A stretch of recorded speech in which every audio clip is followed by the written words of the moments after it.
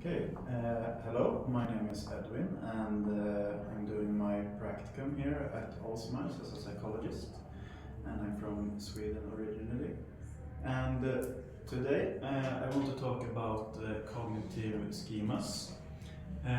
Schema theory is very widely used within psychology, both for giving understanding to why we act the way we do, why we think the way we do, why we behave the way we do, and it's also used as a way in to change thoughts, feelings, behaviors. And schemas, they are a way of storing knowledge about ourselves, about others, about our world. And it's the brain's way to organize information in a way that allows us to make very fast and automatic decisions to be more efficient with our thinking. And most often they are formed during childhood, as that is when we experience a lot of new situations, we get a lot of knowledge. And as we grow older, these schemas also become more advanced, and as we grow older, they also change as we get new information. And to give an example of how schemas generalize knowledge, you could think of a child who's learning what a dog is. They learn that they have fur, they have paws, they are cute maybe. But the child doesn't need to see every dog breed in the world in order to know what a dog is. They can see a completely new dog breed that they haven't seen before, but they still know that it's a dog. So the brain has made a picture of what a dog is, and then when you get new information, you generalize. You use that schema that exists to come to the conclusion that it's a dog. But schemas can also be more complex. As I said before, they dictate how we view ourselves and others and the world. And they can be, as I said, changed and reconstructed when you get new experiences and information. And there are two different processes for doing so, and they're called assimilation and accommodation.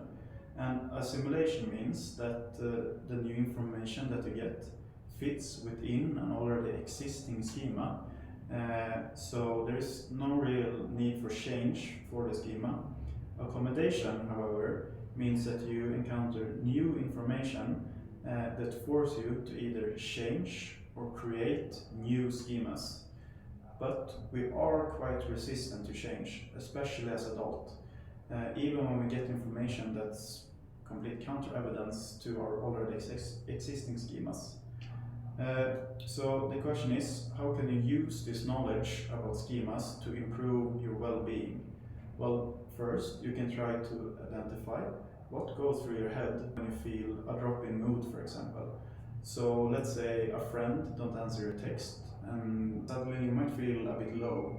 So what might have happened there in your mind is that a schema got activated that tells you when you don't get a response, the person doesn't like you or doesn't want to be with you. And this can happen completely automatic with you not even being aware of this. So this feeling of not being wanted or not being liked is, however, most likely not the case. Most probably the person just is busy and plans to answer your text later. So the question is, how can we change this schema that creates this low mood and is not good for your mental health? Well, we need to create dissonance, which means that we challenge these automatic thoughts and try to accommodate accommodation, which is changing or creating new schemas. So it can be very productive to take a moment and try to objectively look at evidence. For example, in my example before, you have known this friend for several years. They have been a bit slow answering before, but they still wanted to meet with you, and you always have very fun when you hang out. So when you have this counter evidence in hand, what is the most likely explanation for them not answering? So you see, this line of reasoning and reflection challenge your initial reaction. But as I mentioned before, schemas are resistant to change. So this way of acknowledging and challenging counter evidence, it needs to be an active process, because you may need to repeatedly challenge your existing schemas before they actually change. And to make this process even more effective, it can be very productive to write the counter evidence down, to get it on paper, or share it with someone else, to hear yourself speak out loud what you're thinking, because often we can realize that this initial automatic negative schema might not actually make that much sense when we say it out loud. So be aware of the times when you feel a drop in mood or feel very self-critical about yourself. Pause and think about what went through your head at that moment. And are those thoughts really true, or was it just the brain's way of making the same old automatic